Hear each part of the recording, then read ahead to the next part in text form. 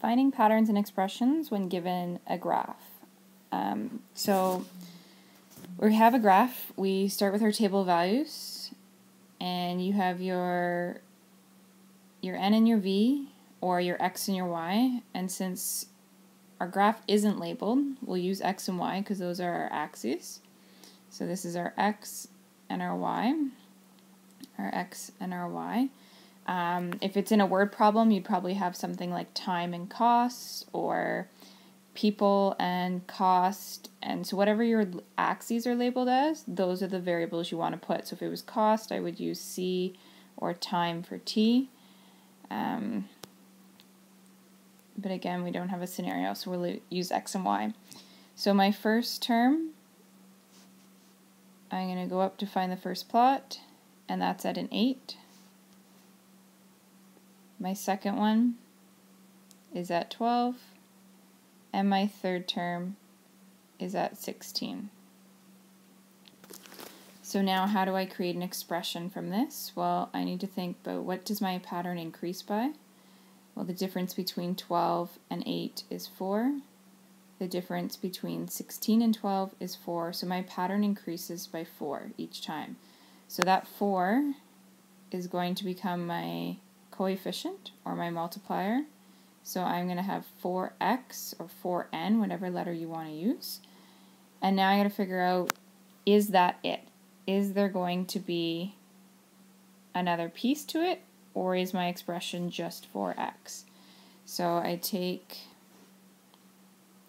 I'm just making some room here. So 1 times 4, it's really hard to write tiny. So you can write it in the table like I'm doing right now, it's just I'm running out of room, so I'm going to write it beside it, but it's not going to let me erase it.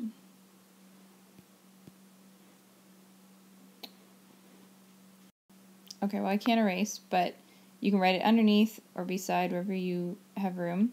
1 times 4 is 4. 2 times 4 is 8. And 3 times 4 is 12. So now I got to think about how can I get 4 to become 8, 8 to become a 12, and 12 to become 16.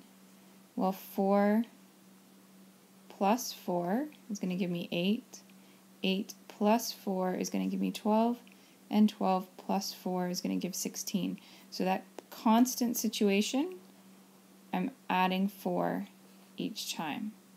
So this 4 is my constant, what my pattern increases by, because it is my multiplier. So my first term is 1 group of 4, 2 groups of 4, 3 groups of 4, and that's why we're using multiplication. So my expression here, or my equation, if you have the equal sign with the y, 4x plus 4. If the question asked me to find out what happens when x equals 30, so what if our graph went all the way out here, and what would it look like when it's 30? Well, because it's linear, because we know it's increasing by the same amount each time, every single time it's the same amount, I can predict that my line's going to go way up here, and I can calculate that by 4 times 30 plus 4. So 120 plus 4, 124.